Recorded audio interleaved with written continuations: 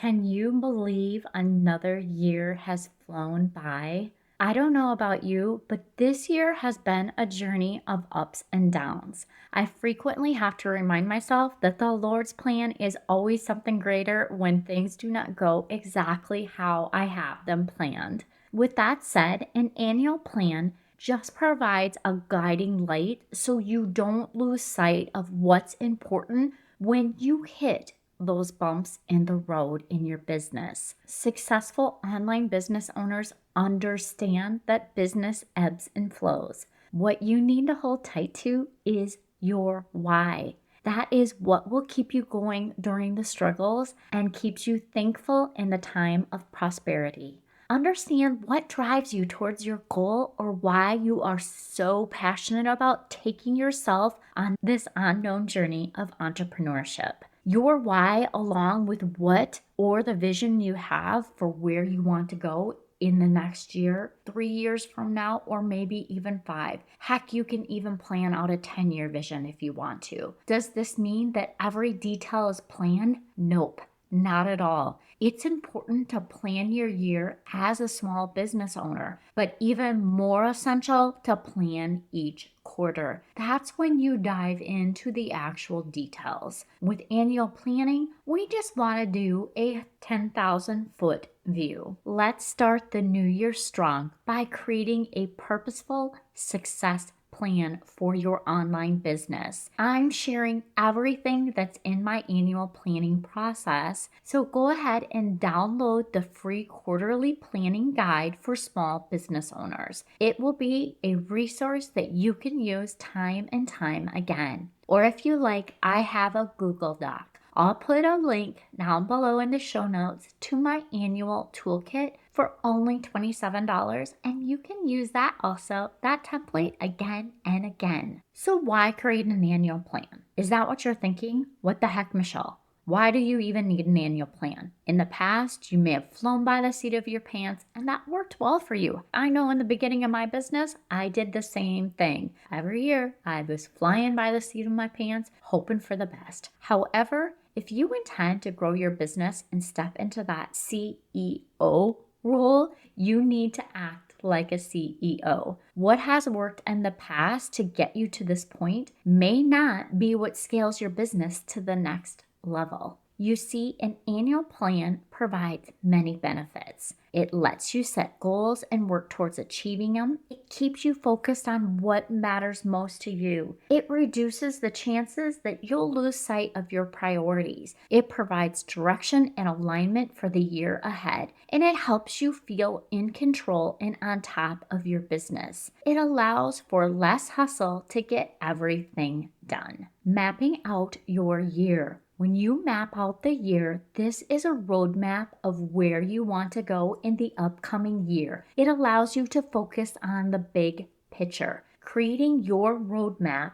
for the full year allows you to schedule important events and commitments around your life when you block out your vacation days. When you map out the year, you begin to understand your time bank, knowing what you can take on and still allow yourself those 3-day weekends and spending time with your kids during the summer. It provides direction without getting stuck in the details. When you create your annual budget, plan your launch schedule around your life and not your life around your business, decide what major initiatives to undertake for the year, not only with your business, but with your life too. Because whether it's a business project or a personal project, it's important to keep it to one major initiative at a time. When you take on too much, you'll find yourself not having enough time in the day to do all the things in the end, and that will leave you feeling like you've failed. The first step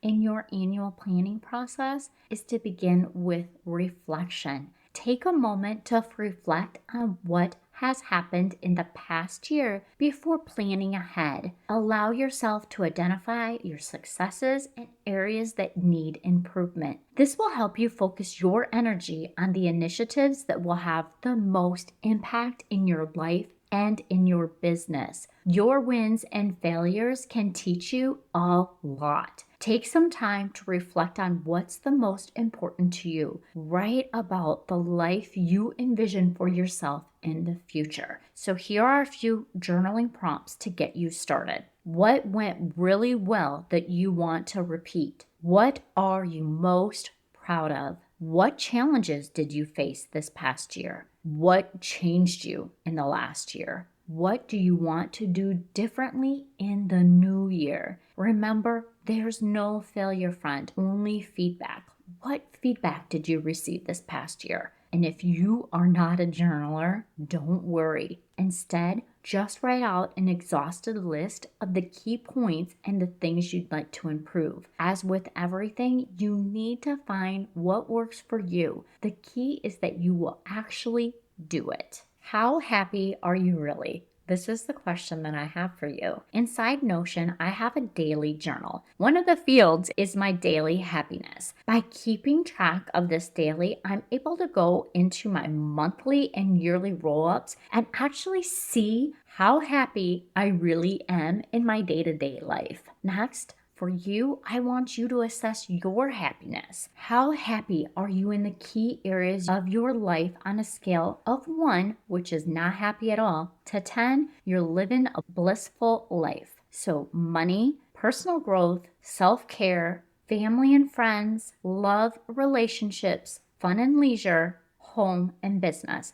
Let me repeat those again with actual numbers. 1 is money, 2 is personal growth, 3 is self-care, 4 is family and friends. 5 is love and relationships. 6 is fun and leisure. 7 is home. And 8 is business. And again, if you're looking at these categories and they don't match up for you, no worries. Make it work for you. Look at where you score low. Why are these areas not working well? Where do you need to give yourself grace? Remember, where you focus your attention to always improves. Create your vision. I want you to think about what your future looks like. Not what other things, but what you truly want for yourself. What will drive you when the chips are down? So here are some things that I want you to journal about. Where do you hope to be from 1 year from now? What does your ideal life look like? What does your ideal schedule look like? Remember those 3-day weekends and those summers off with your kids? How do you want to feel? Where are the gaps between your current and your future self? What is holding you back? Let go of those limiting beliefs. In order to do that, you need to actually discover what your limiting beliefs actually are. Do you have a word for the upcoming year? My word is focus. Create a vision board with images that represent your ideal future. Keep it visible as motivation for you. Another thing that I do inside of Notion is my vision board. I find an image to represent that one thing I envision in my life. Then I write down why I want this and how it will make me feel. Once I have that inside of Notion, I create my vision board for my desktop. I have 2 monitors, one that has my vision board for the year. My main monitor has my vision board for the month. Yes, I create a vision board each month to focus on one thing and to remind me what is important. Setting your goals, friends. With your vision in mind, set your goals for the year. Do you know what motivates you to accomplish your goals? Do you need outside accountability? If that's the case, find yourself an accountability bestie. What if you're not really sure? That's okay. I've talked about Gretchen Rubin's book, The 4 Tendencies. I'm going to put a link down in the show notes so that you can take the quiz if you've not done this for yourself yet. What? I know, right? But it boils down to this. What drives you to take action to achieve your goals? So I pulled this off of Gretchen's website so that you have a general idea of what the 4 tendencies are if you've never heard of this before. The upholder is I do what others expect of me and what I expect of myself. So Inside and outside accountability, you have them both if you're an upholder. A questioner, friend, I'm a questioner. I do what I think is best according to my judgment. And if it doesn't make sense, I won't do it. And I know I am a questioner for sure, even though I questioned if I was a questioner. Obliger. I do what I have to do. I don't want to let others down, but I may let myself down. Rebel. I do what I want in my own way. If you try to make me do something, even if I try to make myself do something, I'm less likely to do it. You can't be made to do something as a rebel.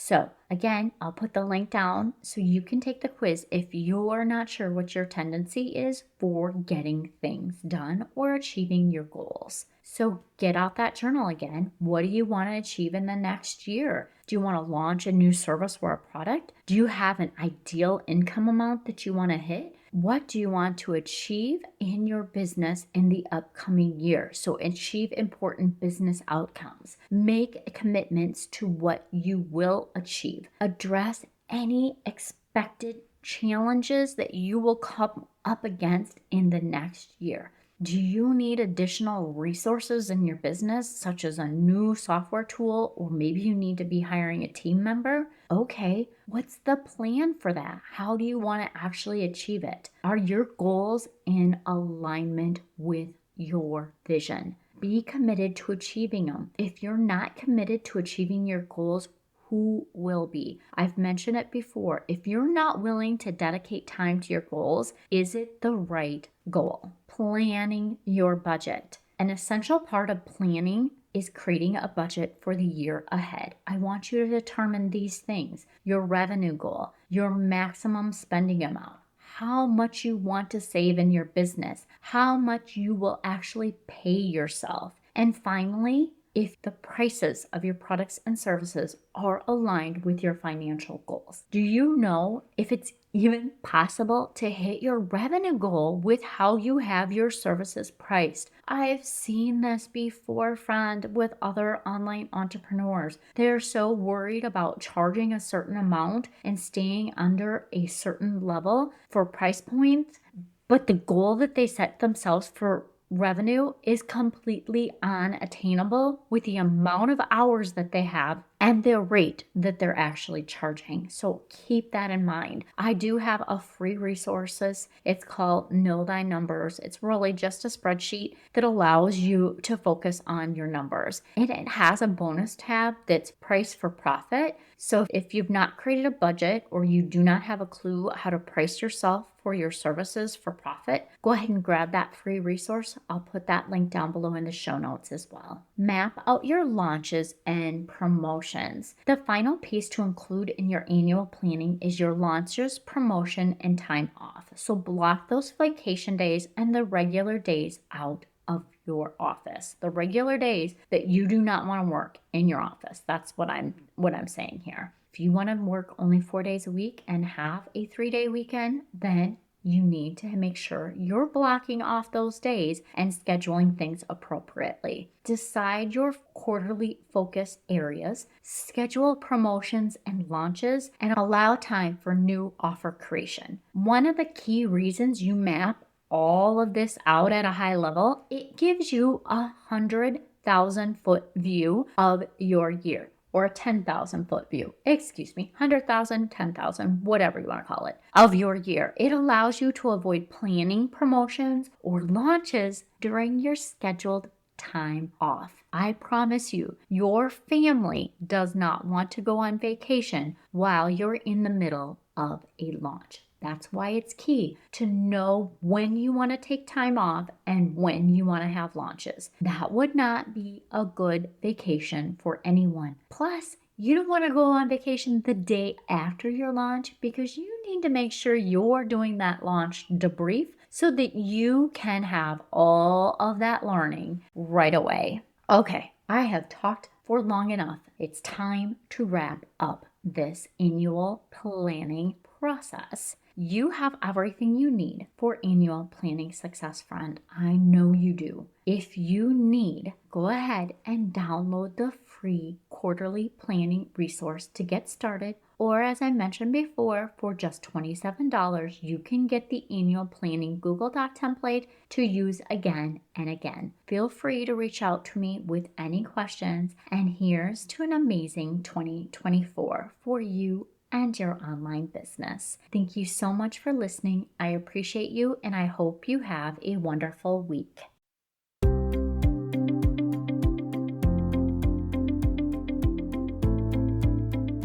Yay! Thank you so much for listening. I hope that you found this episode valuable and learned some actionable tips that you can implement in your business so that you can feel accomplished and less stressed. If you enjoyed this show, please take a quick minute to share this with your business bestie, subscribe, and leave a review.